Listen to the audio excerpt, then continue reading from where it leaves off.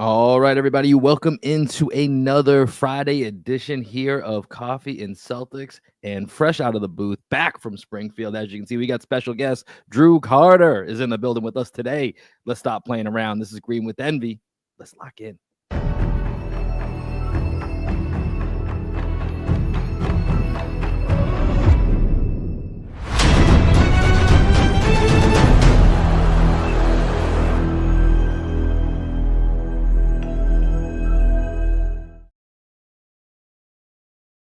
What up, what up, what up? Welcome into another edition of Green with Envy. As always, this is your boy Will Weir checking in. How you doing? How you living? Welcome into those of you joining us here live on YouTube for another Friday morning edition of Coffee and Celtics.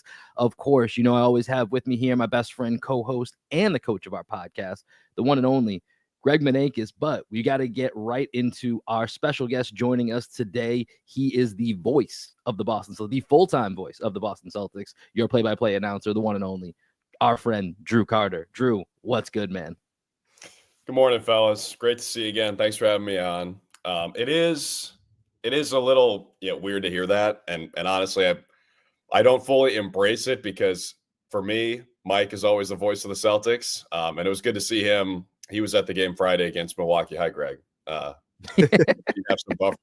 I don't know if you saw. Literally as we went live. So Yeah, I don't know if you saw. I was like, hang on a second. Is he? Greg was a little hurt. He usually gets to come in and be the first one to talk. So I think he wanted to make a dramatic re-entrance here into the stream. He's like, I'm out. I don't get to talk first. Peace. But no, it's good to see you guys. The season's been awesome.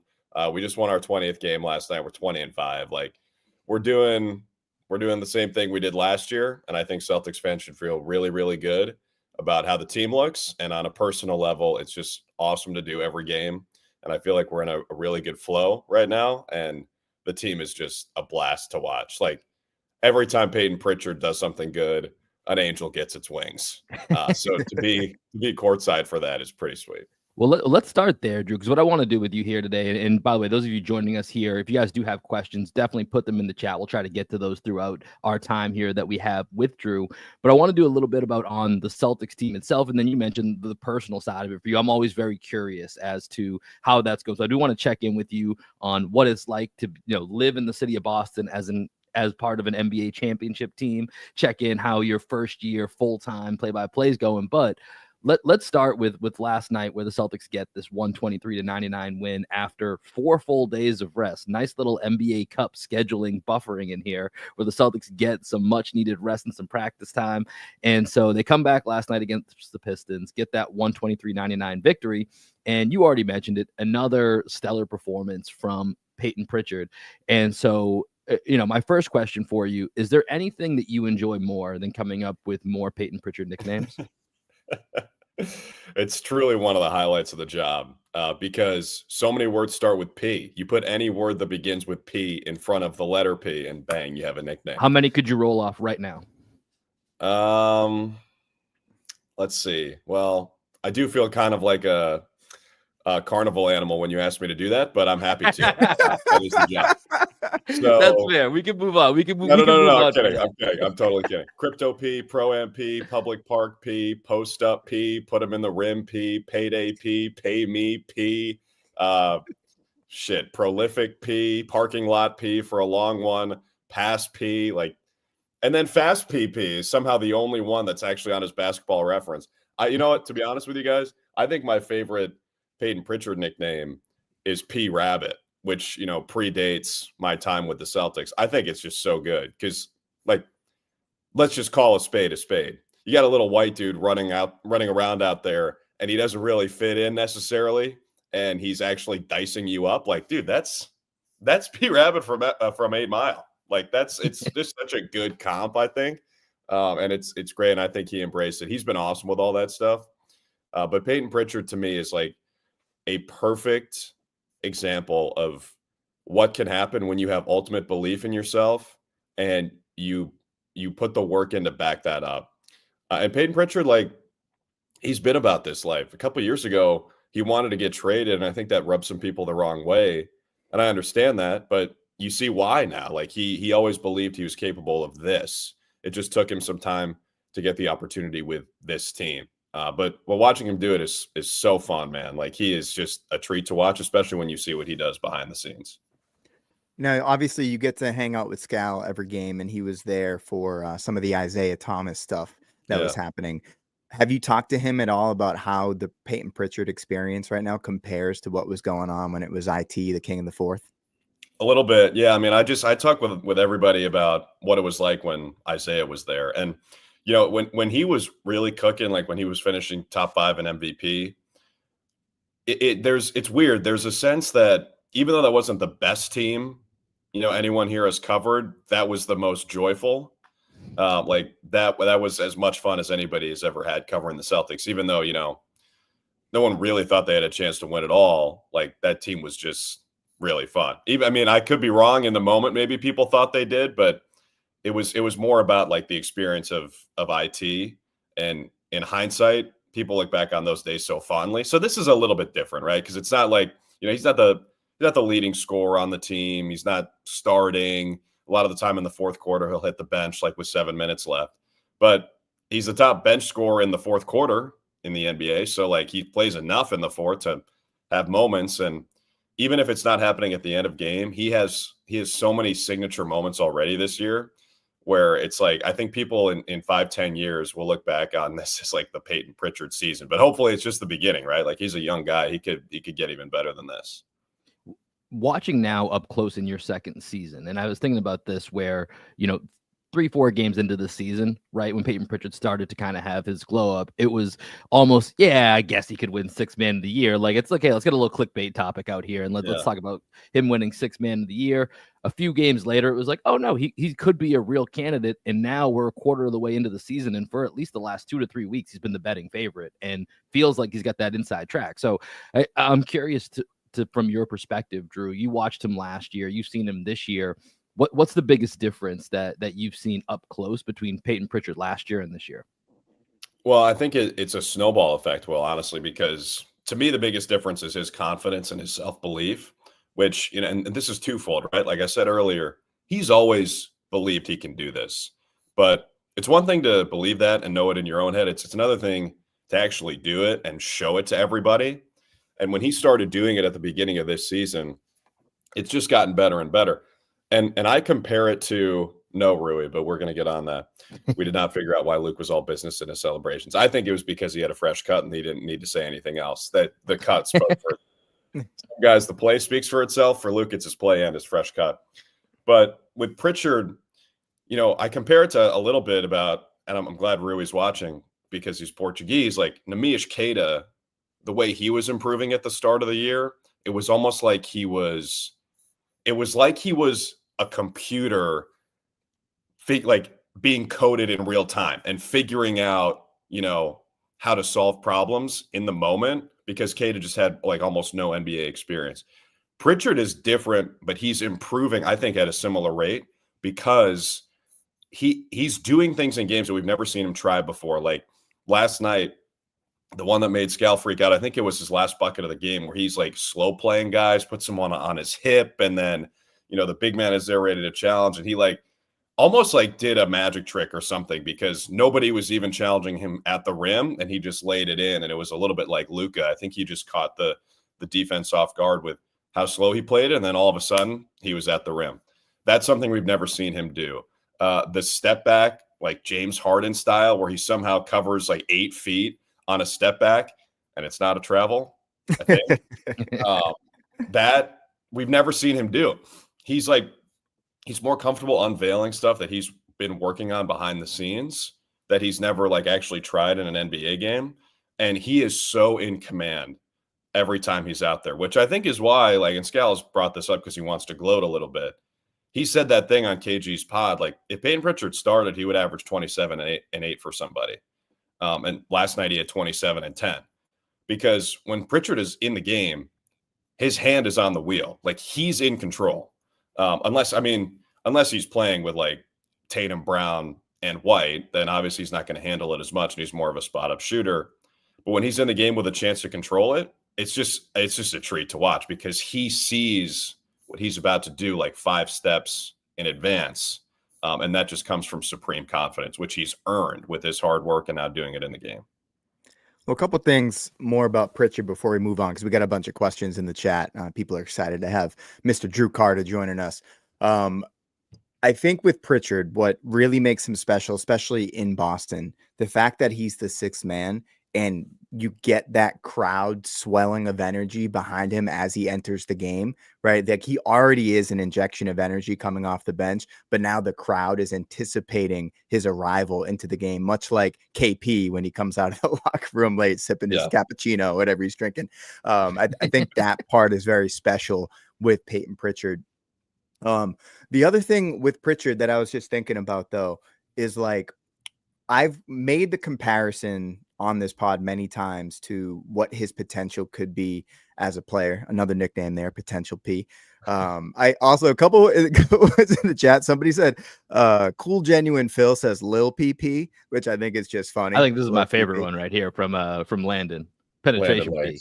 That's a good one. Penetration P. Look, Awesome. I said some stuff about Grady Dick, and I haven't been fired yet, so I think I could get away with that.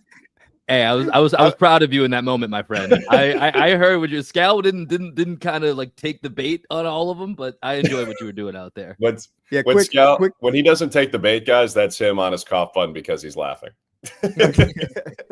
Well, there's that other time, quick tangent, the other time where you brought up the Jaylen Brown and Kevin Porter Jr. thing, and you were like, oh, he's got a little extra for him tonight, and Scal didn't address it, and I was wondering, there's maybe 10 to 15 seconds of silence after that. Was there a producer in your ear telling you guys not to broach the subject? Or No, that doesn't happen. No, our producer, maybe it should, but our producer is this guy, Paul Lucy, who's like an OG, not new to this, true to this, worked with Mike for probably 25 years and is the best producer I think I've ever worked with.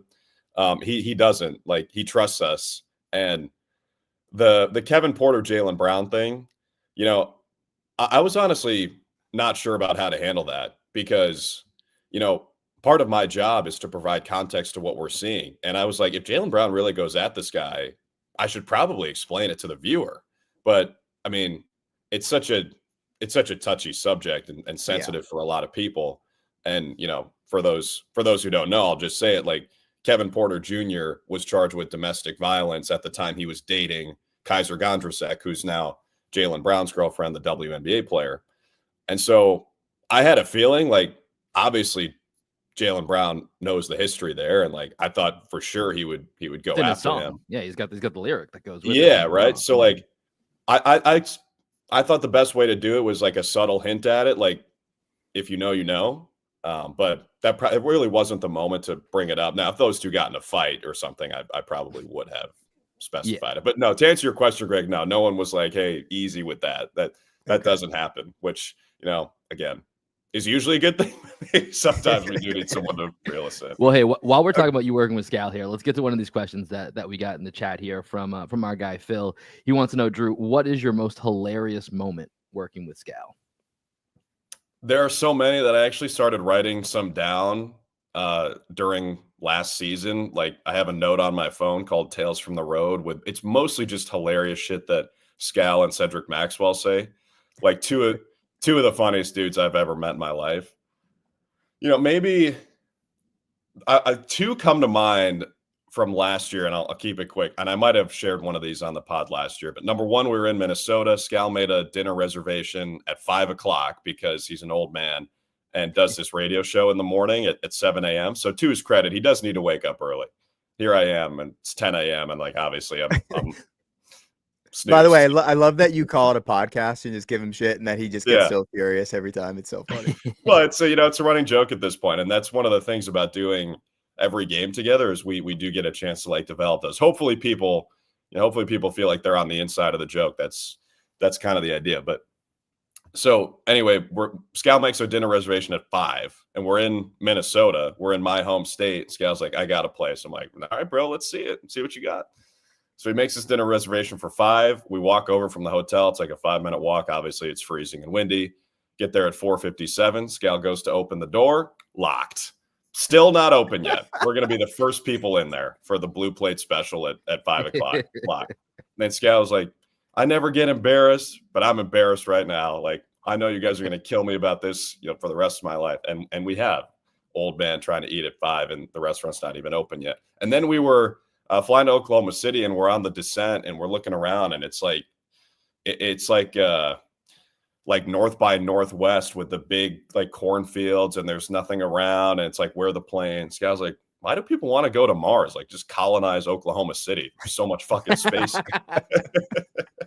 For some reason, like I've never forgotten that. I thought that was so funny. The dude is like hilarious, and working with him every day is one of the best parts of the gig for sure. That's great. Yeah, it definitely seems like you guys are developing a great chemistry this year. It's been really fun to see because I think you bring out another side of Scal. Will, I think, refers to it as maybe like a drunk uncle. Scal's like a little bit like a drunk uncle. It kind of feels like I have that in my notes here that we share. I was like, there's a little bit of a drunk. It's because it's not really big brother, but it's like drunk uncle vibe. You know what I'm saying? Between the two of you. Well, he's actually said the exact same thing. Like he says, it's not like my little brother. It's like my cool nephew I like hanging out with. I'm like, cool. I don't know if you should use that word. I would not describe myself that way, but we do have fun together. There's no doubt. Maybe he's saying like nephew, like Snoop Dogg says nephew, Yeah. I got another question for you here from Rui, who I think you know Rui. Yeah, I know Rui. Okay. So he says, going along with this, you just mentioned Minnesota. You mentioned OKC. Worst city to travel to so far, Drew? I think we asked you best city last year too, and you gave us a pretty good answer. Let's hear worst city. This is a good one. I don't want to take any shots, but there's definitely an answer, at least in my book, for worst NBA city to travel to. And I did just mention it. Oklahoma City to me is like, what are we doing here? Like, are we here for a G League game? Like, what are we doing? Like walking around, it just feels like a ghost town. There's just nothing going on. Have you guys been to Oklahoma City? So I was about to say we have been. So Greg and I, we live in Austin. So Oklahoma City's like, I don't know, what was it, like an 8-hour drive just straight north of it's like 6 or 7. Yeah. So 6 or 7, some of that. It's a long drive. But we went up there at the time. I was working at UT Austin here in the athletics department, and my manager had worked for the Thunder previously. And so this was the Oklahoma City Golden State Warriors conference finals playoffs when it was 2-1. We were there for the last win ever with the Kevin Durant, Russell Westbrook group in Oklahoma. So we're going up there. It's 2-1. It's me, Greg, and 2 people I work with. And we're like, man, this is going to be so good. People are going to be so into it. And you know what it's like when you go into the TD Garden for a playoff game. There's let's go Celtics. Like, you can already feel the energy.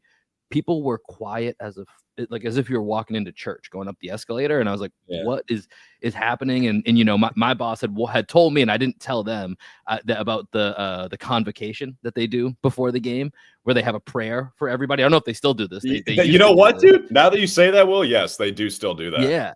And I remember I specifically didn't tell him because I wanted to see the reaction of like, what the hell is going on? And it was just like it did have a very college family feel to it, like once the game got going. Then the other part, to your point of like what is going on in the city, they just went up 3-1 against, that was the 73 win Warriors. And you would think that city should be on fire, one game away from going to the NBA finals. And we were staying at a hotel like right downtown. The arena's kind of like in that downtown area. And we had bought a little bit of merch, and we were like, let's go drop this off and let's go like run around the city and see what it's like. We spent 10 minutes dropping off our, whatever memorabilia in the hotel. It was a fucking ghost town. There was nobody out. And I'm just thinking, all I could do is compare it to, playoff games I've been to. Never mind playoff games, regular season games I've been to in Boston, where the energy just spills out of the arena, spills out into the area surrounding the arena. And I really just couldn't understand it. It kind of broke my brain. And then as Kevin Durant a couple months later left to go to, San Francisco, I was like, yeah, he's like, 27 at the time or whatever age he was. Yeah, that makes a lot of sense that you'd want to leave this town. It's weird. And none of that is to say it's a bad crowd. It's actually a great crowd. I think that's what I meant. Once the game was going, it was a very college type feel, and they were into it. But the lead up and then the post, like after, like not sell, it was a strange vibe.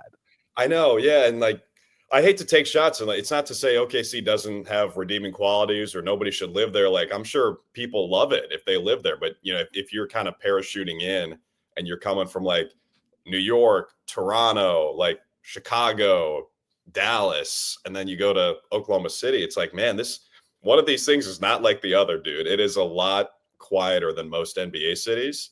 And you walk around and you're like, man, Seattle died for this.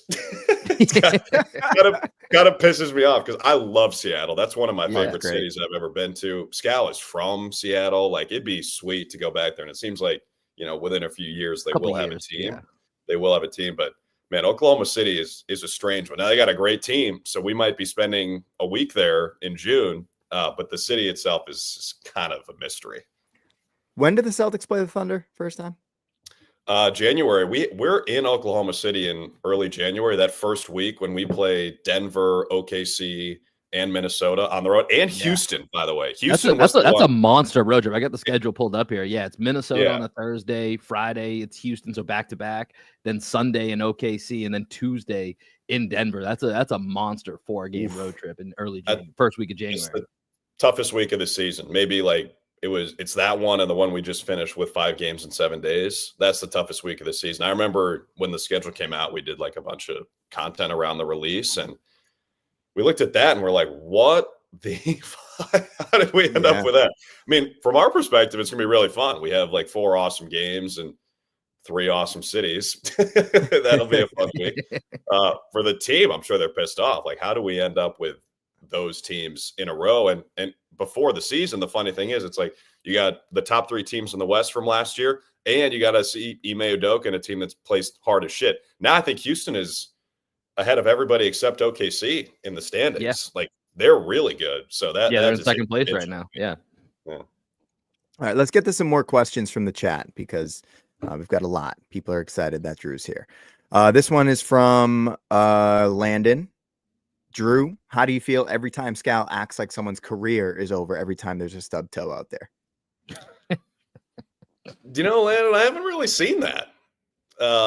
I might be more dramatic than he is when it comes to injuries. I thought Ron Holland was going to need to get his eye removed yesterday when Derek White with his beautiful bald head hit him in the face. And then I was like, well, Scal's his typical reaction when someone gets hurt, he just goes, "Oh no." Yeah. It was funny. I love his organic reactions. But yeah, when Porzingis either hits the floor or hobbles a little bit and Scal goes, "Oh no," I think, it's like a siren goes off in this city because everybody worries about, KP's health at all times. So that's the one guy where I'd be like, can we not, oh no, this one? Yeah. But other than that, it does not bother. Yeah, I mean, when KP kind of he talked about it yesterday, like tweaking that same ankle the last game before this extended break that the Celtics got, it felt like the world was ending while you're watching the game on Twitter and you're hearing it. And then he came back out for the third quarter, so everything was all good and right with the world. So let me ask you this, because I like taking advantage when we get people in here who get to watch every game so up close and in person. So far, we're only a quarter of the way through the season, and you haven't seen every team and every player yet. But is there any team or player, and not like of course Giannis stands out sometimes, and Dame, and all that, put those to the side. But is there any team or player that has really taken you by surprise that you've seen that you were like, oh, didn't know about this team or X player that stood out to you? It's happened a bunch over the course of the season because, and Scal and I have talked about this on the broadcast, it does seem like every team really gets up to play the champs. Like I didn't really think that was a real thing until this year. I was the fan who was like, you know what, that it's kind of a myth. Like, these guys are professionals. They try every night. Like, to say that a team is getting up for this game is implying that they're not trying in another game. And I just don't believe in that. I do believe in it now.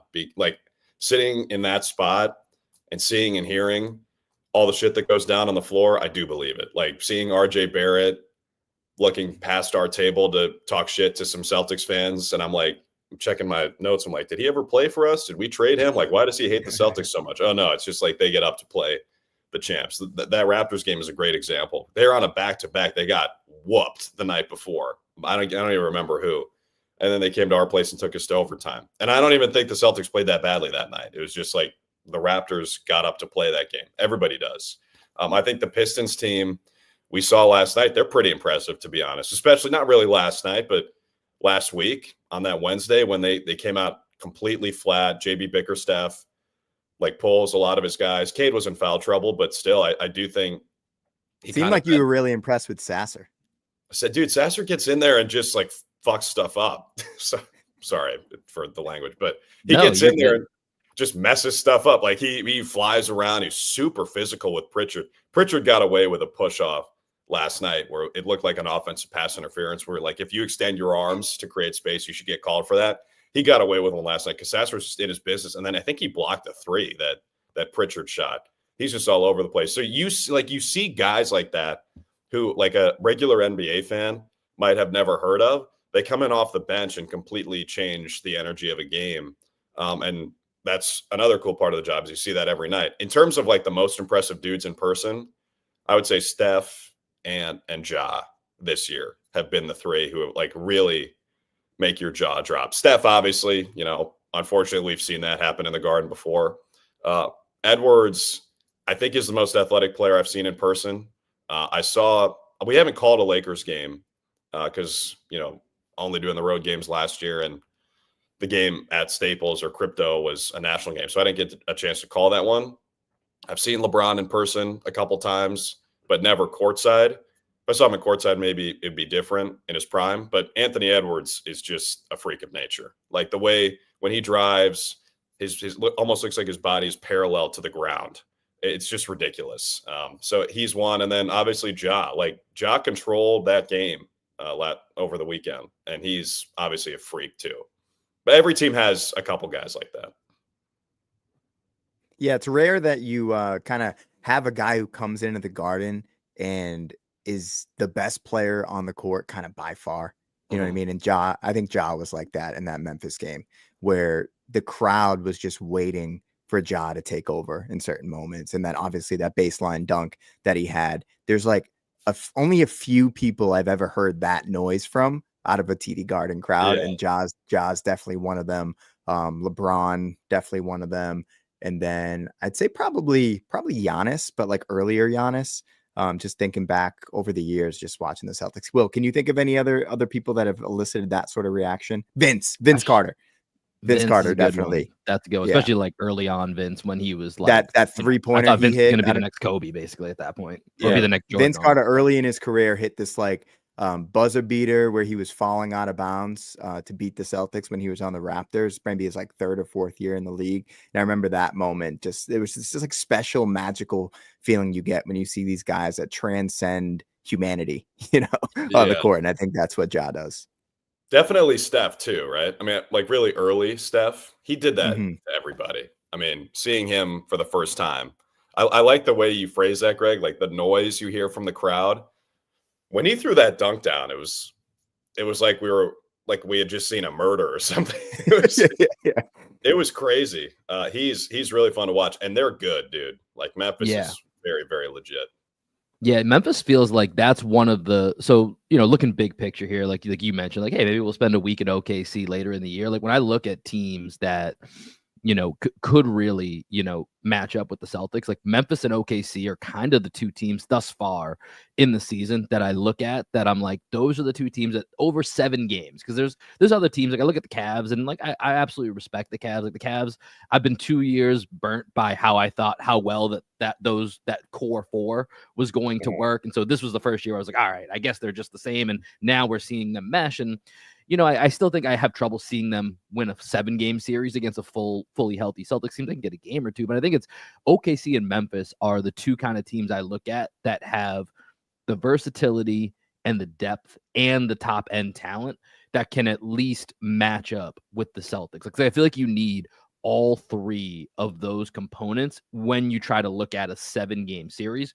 Would you agree with that? Is there anyone else that I'm missing that maybe fits that category of having all 3 of those areas covered to try to stack up with what the Celtics present?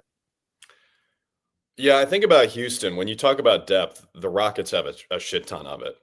Maybe too much. Like they're kind of in trade rumors all the time because they have a little bit of like roster redundancy. Like Cam Whitmore, I think, has played in the G League a little bit this year. Yeah, He him was and Reed super Shepard good. barely play. Yeah. Yeah. So maybe, but I think it's a good problem to have. You have a ton of depth, and obviously they've got a great coach.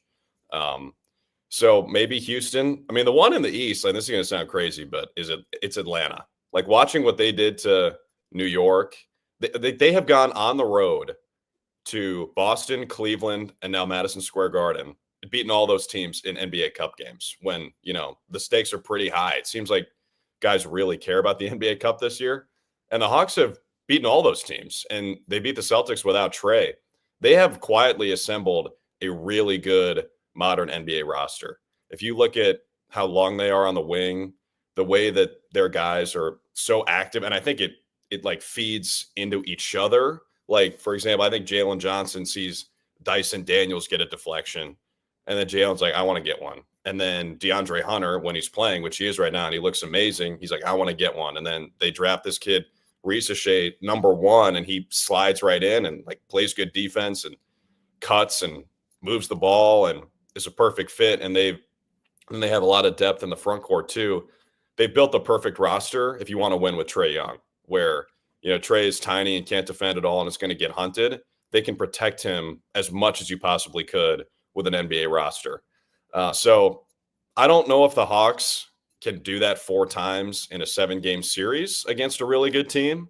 But with what you said, Will, like the depth and the versatility and the top end talent, they check all those boxes, man. I think they might win this cup. That'll be a lot of fun. Yeah, we keep bringing up Scal, but when we were playing the Hawks, it seemed like he was really interested in how Johnson, Daniels, and Reese all just like kind of look alike. Yeah, I know. You kept bringing it up. I was like, Scal, like I was waiting for him to kind of cross that line where maybe the producer needed to like jump in and be like, okay, Scal, let's not talk about skin color right now. But I think with that team, what's great is they have guys like Hunter and Bogdanovich who in other seasons have been asked to start, right? And they're probably not starters in their perfect situation. So having Hunter, Bogdanovich, and then Okongwu all coming off the bench, that's a really great bench unit right there. That's a strong bench unit right there. So I would agree with that. I think the Hawks I think I asked this on the pod maybe a week ago, right, Will, where I said, do you think the Hawks are like the Rockets and the Thunder from last year and the year before, where they were like ready to make the jump? You could see it the year before, the Pacers last year, obviously. Yeah. Okay. Next thing, do we want to talk a couple more questions from the chat? I see you got some other stuff that you wanted to hit in. Just while we're here, I'm curious to get your thoughts, Drew. What are your thoughts on the NBA Cup? You mentioned like the Hawks, maybe our position. They're in Vegas. They're the surprise team. Well, Rockets, I guess you could qualify them as a surprise team as well. Just what I'm curious as to your thoughts year 2 into the NBA Cup. Greg and I touched on this a little bit, and it's been kind of weird, right? Because we've talked about the Celtics getting this long extended break. I don't know. I like the NBA Cup. I think there's some tweaks that need to be made, but you're more involved, obviously, calling these games and seeing what's happening in real time. So I want to know your thoughts on it. I mean, I'm the wrong guy to ask because I love it, dude. I love it because it makes our jobs way easier. It gives us something to really dive into, at a time of the season where there's not a whole lot. I might, if I were the NBA, move it. I think it's at a time right now where the freshness and excitement around the start of an NBA season, I think, is enough to carry you in terms of attention and ratings and interest and all that stuff. To me, the time the NBA really needs it is between the new year and the All-Star break, because football is still happening at that time. It's like I think they've done the NBA Cup in large part to compete with football, which to me is like rolling a rock up a hill. So that shouldn't really be the reason you do it. But with all that being said, I love it. I think it gives you some extra juice. It makes games feel different and more important. I think guys have really bought in at this point. $500,000 plus. There's like a misconception to me where people are like, "Oh, he's making $50 million anyway. He doesn't care about $500K." how about the coaches? Like, how about the assistants? How about the 12th man? Like, that's legit cash to those guys that will make a difference. And I think because of that, like, I actually think it's really good for team bonding. I think Jason Tatum busting his ass to try to get like Jordan Walsh an extra $500K is really good for team chemistry.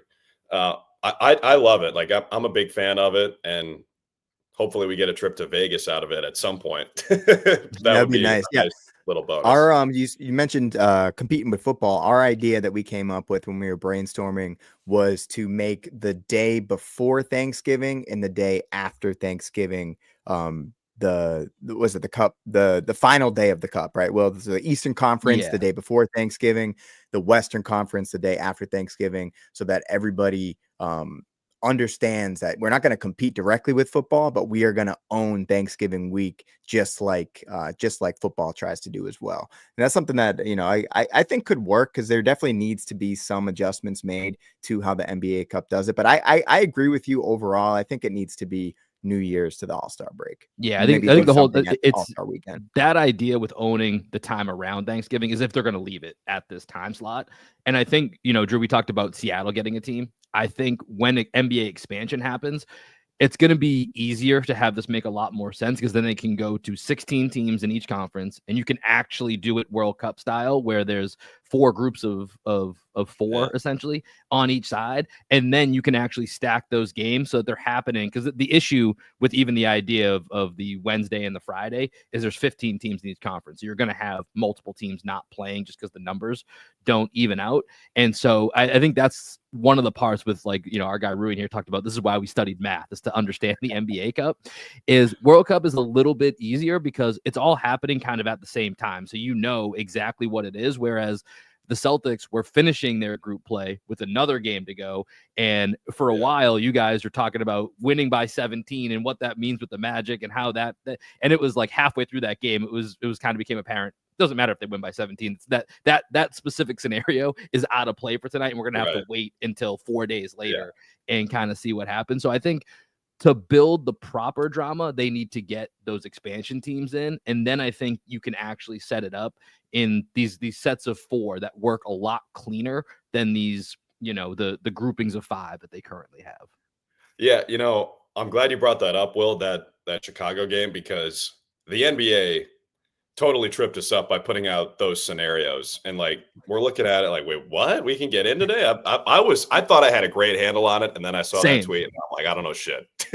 I've made that my role on this, to be able to understand it. And I was like, this is so goddamn confusing right now with this 17 number that keeps floating around. And then, like, you're in the middle of the game. I'm like, I've got NBA.com pulled up while I'm watching the game, trying to see what's happening around the league. And eventually it was like, okay, this doesn't matter right now, because I think Orlando was smoking, whoever it was that they were playing that night. We're not going to get in tonight. And Scal's like, so we're out? I'm like, no, we can still get in. It's just, where does the 16 come from? I don't know. It was just, that was very confusing. I like, you're onto something there with the even number of teams, making more like World Cup play. I've heard some people say, just do it all at once. Don't like intersperse it. Not the Tuesday, Friday, and then other games around it. Or whatever. And just kind of make it a tournament. I actually disagree with that. I kind of like how it, drops in and be like, oh my God, it's a Tuesday in November. Like, it's a cup night. We're going to see these cool courts. And like, if your team's still in it, I think it does give it a little extra juice.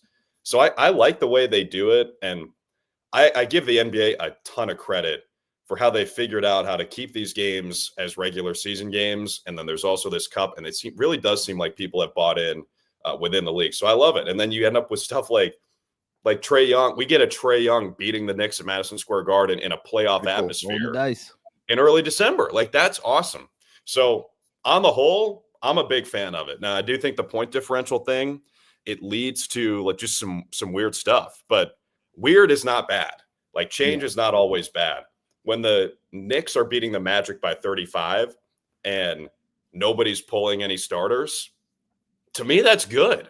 Like, it's just, it gives you something different, something to talk about. So maybe that's why I like it. I'm biased because it gives it's like an easy sideline hit for Abby to do. And it's, easy for us to have, our open. We can just talk about how it's all about the cup. I think overall it's a really good thing. There's something there for sure. They're on the cusp of something there. I think keep going with it, NBA. You got What to make other some tweaks, changes but it you will want get to see there. aside from the Thanksgiving thing? What do you want to see?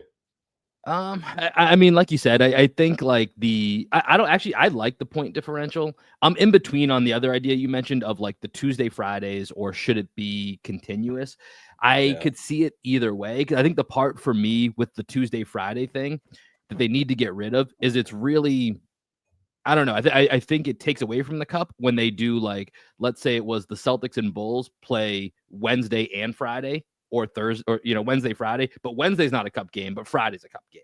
Like, that's the Yeah. stuff that's like a little thing that bothers me, that I wish they would get rid of. Like, it's like if we're playing those teams that are in our group in this time frame, it needs to be a cup game so that it's meaningful. So it's not just, oh, it was an off night that night, but you won this particular night, so that matters and the other one doesn't. I think they need to find a way to correct that, because that's also, I think for us, we can understand it. But if you're dropping in, it's a little confusing. Like, oh, didn't I just see they played this team the other night, but that one didn't matter? This one, like, Right. that's a little thing that I think they could tweak and get rid of. But I also, Vegas for you, yes, I think that works. But you're seeing right now, like prices are plummeting, and not that I care about the prices, but the atmosphere, like, it's tough for a fan base to be like, hey, I'm going and booking a flight. What do games finish Wednesday night? Games are happening Saturday. You got to book 3-4 days in Vegas potentially, because it's Saturday and then Tuesday. Like, that's a long trip in Vegas. Like, like, I think it's almost better served to just have home games, right? And have, and have the atmosphere of, a Houston. Like, imagine one of these games being in Houston. They haven't won anything in forever. They're kind of dying and thirsty for something. They got this young team they can rally around. Like, the environment in Houston's going to be way better than what you would get in Vegas. So as a fan, I'm kind of out on the whole Vegas thing, just because I just think logistically it's hard to then provide a TV product and an atmosphere that's going to translate. Damn. You hear this shit, Greg? Will's a real family man. He's like, I don't want to go to Vegas. No, I don't want that. I've seen Will in Vegas, and I understand why he don't want to go. I can only stay there for a limited time. It's written in the Nevada state rules.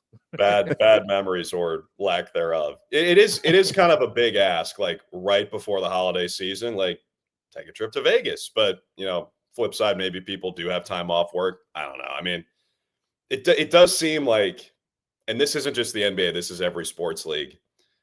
They're like sitting in the boardroom, like, anybody got any ideas for where we can hold our neutral site thing? Yeah. Sir, how about Las Vegas? Done.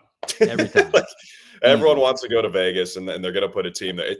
The influx of sports in Vegas over the last decade is actually something that should be studied, because they've gone from no Big Four teams to about to have all four in 10 years, and they got a great WNBA team. And the one thing I do want to change about the Cup, I want to play the semis and championship at the Sphere. T-Mobile Arena does not move the needle for me. The Sphere does. I'm pretty sure it's equipped to play basketball.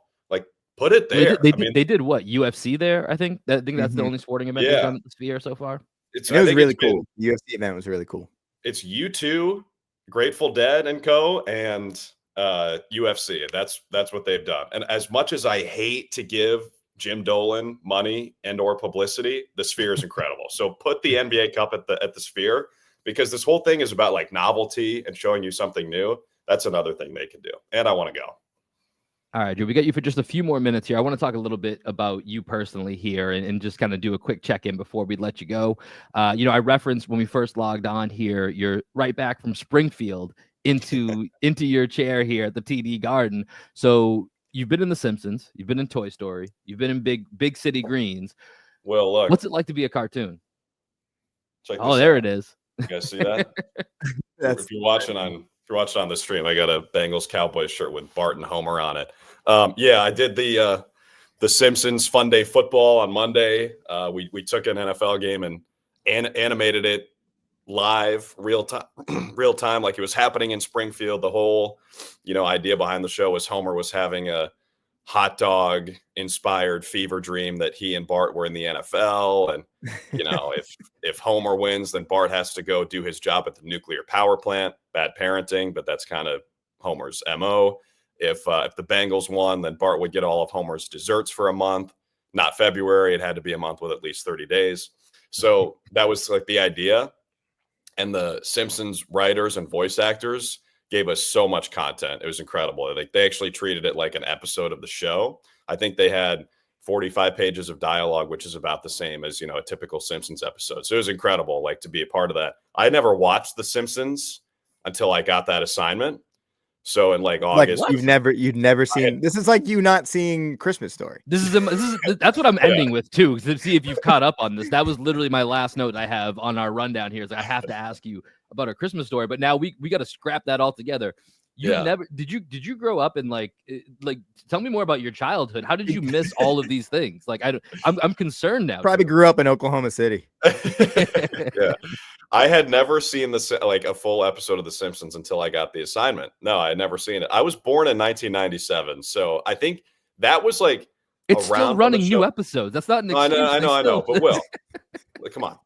That was right around when the show was peaking, right? And then I've heard a lot of people be like, growing up in the 90s, like that's when I watched The Simpsons. I kind of missed that wave, I think. Plus, like, my parents aren't going to show me that shit when I'm 5 years old. So by the time I was like of age to watch The Simpsons, I think it wasn't as hot as it was once upon a time. That's fair. So that, like, for my prep, when they give me the assignment, I'm like, oh, great. I only have 770 episodes to catch up on for The Simpsons, then I'll be good. What I did is I went through a lot of like best of lists, watched like some of the best, reviewed Simpsons episodes, all the football ones, like some of the ones I worked with Mina Kimes and Dan Orlovsky. They both loved the show. Some ones that they told me to watch. And I basically was cramming for a test. And here's a great thing, guys. I've fallen in love with the show. Like I actually watched an episode the day after the football game we called when it was like a test and I can flush all that. No, I actually love The Simpsons. So it was cool to be in that world and like get a chance to work with some of the writers. I do think, and this is something I've not shared with anybody yet, I do think they might put our animated announcer characters on the couch at some point, which is like if you know The Simpsons, the couch gag is iconic. I think there's a chance we might be on that. My fingers are crossed. Hopefully they do that. That's awesome, man. I can't wait for that. Have you seen A Christmas Story yet? That's the next segue. Like, I mean, is Scal being astonished by that? And then as soon as I was on Twitter, I saw everybody was like, not seeing this again. And another part of Christmas culture that now this one has nothing to do with your parents not allowing you to see it. This is on all the time at Christmas. I don't even know how you haven't just accidentally stumbled upon this. It is funny when you call a 2.5 hour game and you prep a bunch of stuff that you're excited to use in the broadcast and you feel like it goes well. And then you check Twitter after the game. And the only thing people give a shit about is that you haven't seen this movie from 40 years ago. That's fun. I have not watched it yet. And here's the thing. I might just be on protest from that movie because I will not be bullied into watching A Christmas Story. I have my own Christmas favorites, dude. Like I love Elf. That's a great movie. If I'm going to watch an old as shit, antiquated movie around Christmas, give me It's a Wonderful Life. Mary's a dime, man. How could you not watch It's a Wonderful Life? Yeah, it's a great one, dude. I love that movie. So I will not be bullied into watching it. I also think part of it is Scal and Abby both were like, it's an iconic movie. It's not a great movie. Some of it hasn't aged that well.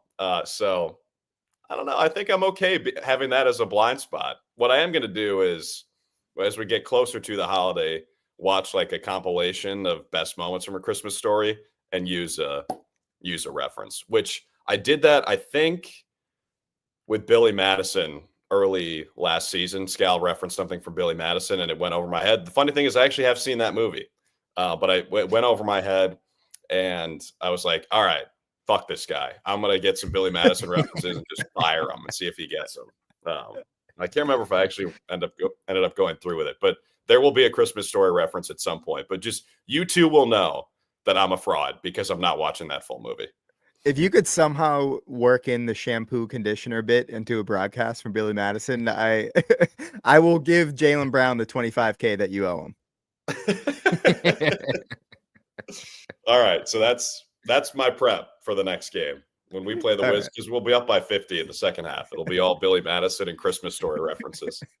All right, we've got our homework here from Drew. You know what to listen for here, folks, over the next broadcast. Christmas Story references and Billy Madison references. We're Yeah, really bridging the age gap here as we right. go through. Drew, man, we really appreciate you taking some time to check in with us. Hopefully we'll bring you back in, whether it's mid-season or towards the end of the season here, and do another check-in for you, man. But happy holidays, and love hearing you on the broadcast out there. Thanks, fellas. No rapid fire segment? Oh, I you mean, listen, wanted man, it. we already did it. I asked you to do all the different ways that you could describe Yeah. Peyton Pritchard, and you All right. nailed it. That's fair. I guess my expectations were rapid fire. You've Next time we do this. you've graduated, man. You've Okay. graduated from the rapid fire. Okay. Okay, couple things. I know Will's going to ask me if I have a couple more things. I do. One, He I need always you to does. say hello We call to. him the one more thing king, Drew. I try to wrap up every interview, and then Greg's always got one more thing. And I gotta tell you, usually it's always well worth it. So let's see what he got. Next time you see Amina at Yeah. ESPN, I need you to say hello from us.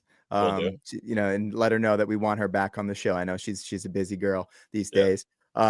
Secondly, I never got to finish my thought earlier on Peyton Pritchard and a comparison for him because Yeah. we got tangented off onto all the stuff in the chat. Tangented, can that be a verb? I don't know if it can be a verb, like but it. I just used it as a verb. So I've made this comparison before. I need you to ask Scal what he thinks about it. And I obviously want your opinion too. Peyton Pritchard right now, I'm comparing him to Jalen Brunson the last season in Dallas before he makes the transition over to New York. And I want you to think about that. I want you to ask Scal about that because I don't think anybody saw the Jalen Brunson from today 4 years ago. And I really wonder what Peyton Pritchard's going to be, 2027, 2028. Greg, this is brave of you, dude, because you are not only going cross-race comparison, you are going cross-handedness. Right. Jalen Brunson, a lefty, Peyton Pritchard, a righty. That's interesting. I like that comp. I really do. Hearing it now, it's like, oh, Jalen Brunson was more of a name, like a household name then than Pritchard is now. But you're right. He did come off the bench, right? A lot of the time in Dallas. I think he came off the bench. So Yeah, he did. that's good. I'm gonna raise that with Scal. I'm sure he'll be like, shut the fuck up, dude. Like, no way. Like, no way. That's not even, you don't know the league, man. But I'll bring it up. And if he says that, I'll just be like, my friend Greg said it. But I kind of do like where your head's at because I think there's similarities there. And look, Scal did say, like I brought up earlier, Pritchard got a chance to start. He'd average 27 and 8. So, like Jalen Brunson he was an MVP candidate last year. So that's high praise. But I do think Peyton Pritchard, like that's a pretty good comp, Greg. Well done. Yeah. We might see Peyton Pritchard as a starter the next year or two. We'll see with the way CBA works. So you never know. Yeah. But Drew, we're gonna be on the lookout here. Christmas Story references, Billy Madden references, and is Peyton Pritchard Jalen Brunson? All of that will be on the broadcast here coming up. We appreciate you joining us here. Appreciate everybody in the chat that rock with us here on the stream. That's gonna do it for this episode here of Green with Envy. We will catch you guys later. Peace.